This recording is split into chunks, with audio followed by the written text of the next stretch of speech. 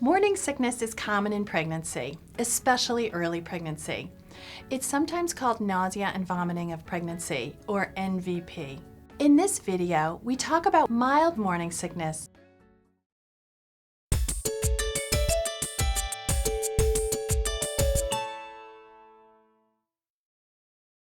Hi Francesca, how are you doing today? I'm doing well, thank you. Good, good. Well, today we wanted to talk about morning sickness. So this is something that is actually quite common. So how did it go for you? Did you have any nausea and vomiting of pregnancy? It lasted till about the 16th week. Okay. And then I felt significantly better. Good, that's really good. So that, typically what we say is first trimester. So that's from about 6 or 7 weeks gestation, right when you learn you're pregnant and you're getting going on your prenatal care. And sometimes nausea is the first symptom that women experience. That's how they know they're pregnant.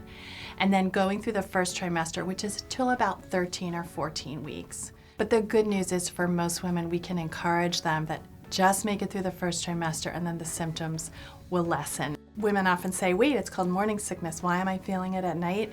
But actually, the more technical term would be nausea and vomiting of pregnancy. Some women feel it more at night, some women feel it more in the morning, and some women feel it throughout the day.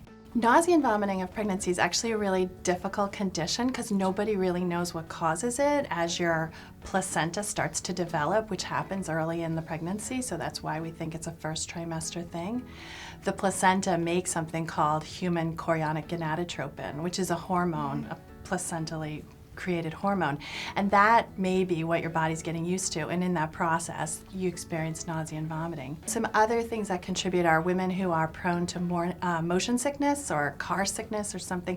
They may be sort of more sensitive in general and may experience nausea and vomiting of pregnancy a little bit more frequently.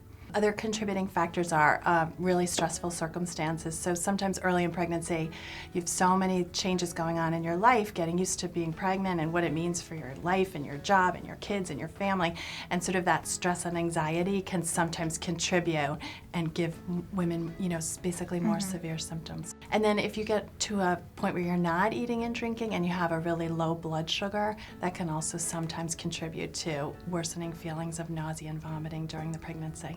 Some tips that women can find helpful are to avoid the triggers, avoid smells, avoid foods that do trigger your sense of nausea. Something that's often advised is to have like really plain crackers like saltines or dry crackers, but just to have a little bit of those even before you get out of bed, and again it can sort of make you feel better and then hopefully get some more food into you as the day goes on. That's a really good tip. Call your healthcare provider right away if you have any of these signs or symptoms. Your morning sickness continues into your 4th month of pregnancy. You lose more than 2 pounds. You vomit more than 3 times a day and can't keep food or fluids down. Your heart beats faster than usual. You're tired or confused. You're making much less urine than usual or no urine at all. Or your vomit is brown in color or has blood in it. Sometimes they say drink 8-ounce glasses of water, right? Drink 6 to 8 8-ounce glasses of water a day. Well, if you are nauseous and you sit down with a huge glass of water, it's really going to be too hard on your stomach for the most part.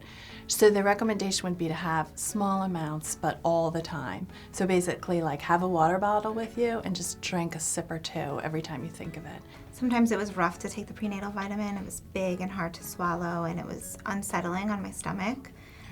So I used to take it at night, and then I changed it to taking it in the morning with my breakfast. Okay. And I also found that changing my prenatal vitamin to a gummy source. Okay.